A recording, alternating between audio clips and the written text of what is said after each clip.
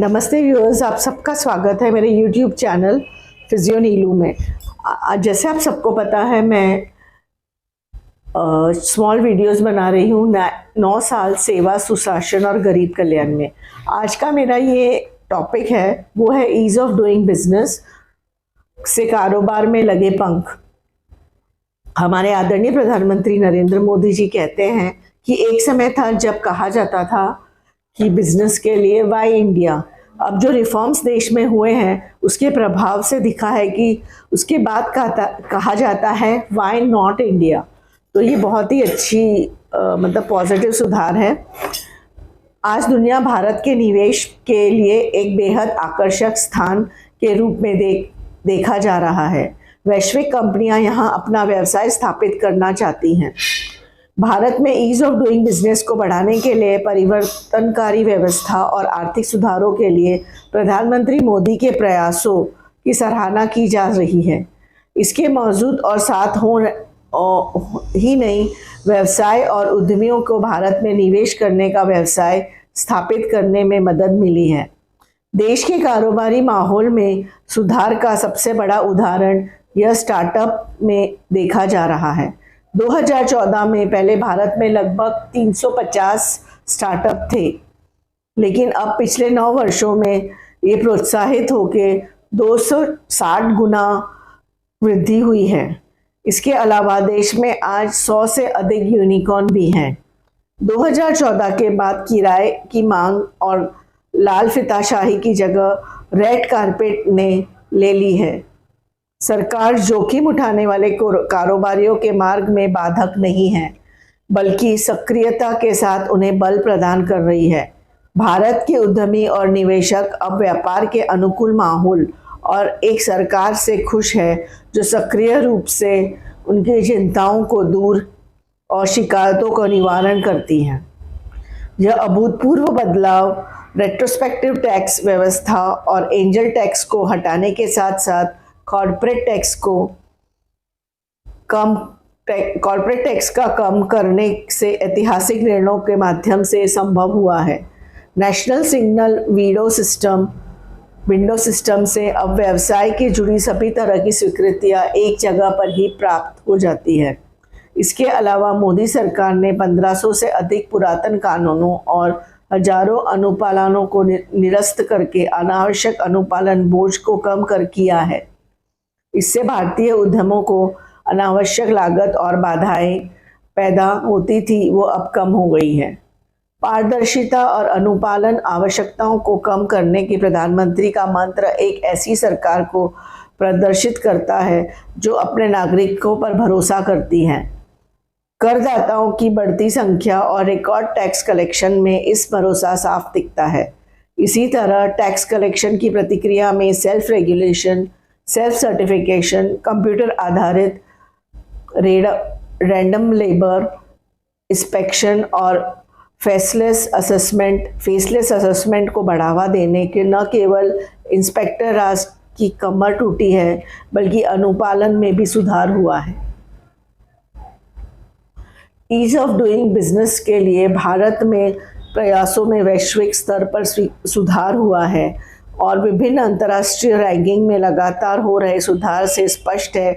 उदाहरण के लिए विश्व बैंक में ease of doing business index में देखा गया है कि रैंकिंग 2014 में जो 142 से बढ़कर 2019 में 63 पे आ गई है। विश्व बैंक की लॉजिस्टिक परफॉर्मेंस इंडेक्स में भारत 6 स्थानों में छलांग लगाकर अब 140 देशों के सूचकांक को 38वें स्थान पर आ चुका है। यह भारत की वैश्विक स्थिति का एक मजबूत संकेतक है। भारत सरकार के प्रयासों का यह नतीजा है कि विकास के पीएम गति शक्ति और नई नेशनल लॉजिस्टिक पॉलिसी आदि पहलों में माध्यम से लॉजिस्टिक्स से जुड़े बुनियादी ढांचों में सुधार है और मजबूत किया जा रहा है। एमएसएमई के और छोटे व्यवसायों के लिए अधिक पारदर्शिता और सभी को समान सुविधाओं पर जोर और उदाहरण जीएसटी पोर्टल की सफलता के रूप में देखा जा सकता है, जिसके माध्यम में सरकार ने 4 लाख करोड़ रुपए की खरीदारी की है।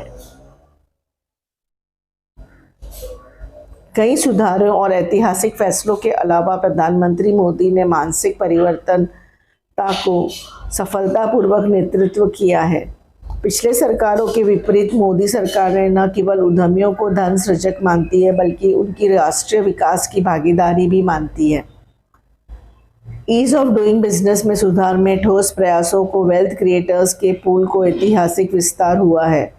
इसके बड़े पैमाने पर देश के ज़मीनी स्तर तक सकारात्मक प्रभाव पड़ा है। ईज ऑफ डूइंग बिजनेस जैसे सुधारों से सकल और विकास कार्यक्रमों के लिए सरकार के पास उपलब्ध संसाधनों में वृद्धि हुई है। साथ ही साथ देश में रोजगार सृजन, उच्च आय प्राप्त करने में भी सक्षम बनाया है। पेनलेस, फेसलेस और सिमलेस टैक्स सिस्टम की उपलब्धियां हमारे लिए एक बहुत बड़ी उपलब्धि है। इसके कारण कर की दरें अब कष्टदायक नहीं रही। भारत में आज डोमेस्टिक मैन्युफैक्चरिंग कंपनीज के लिए सबसे कम 15% कॉर्पोरेट टैक्स है। एंजल टैक्स को भी अब खत्म कर दिया गया है। आज हम रेड टेपिज्म से रेड कारपेट पर हैं। क्या आप जानते हैं पीएम मोदी ने ज़रूरी स्वीकृतियों की संख्या 14 से हटकर अब सिर्फ 3 करके कारोबार शुरू करने में आसान बना दिया है।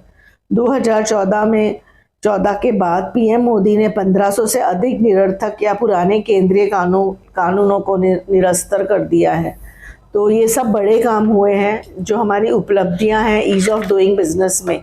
मैं धन्यवाद देना चाहती हूँ और बधाई देना चाहती हूँ हमारे देश के आदरणीय प्रधानमंत्री श्री नरेंद्र मोदी जी, जिन्होंने ईज ऑफ डूइंग में इतना सुंदर चेंज लाया है।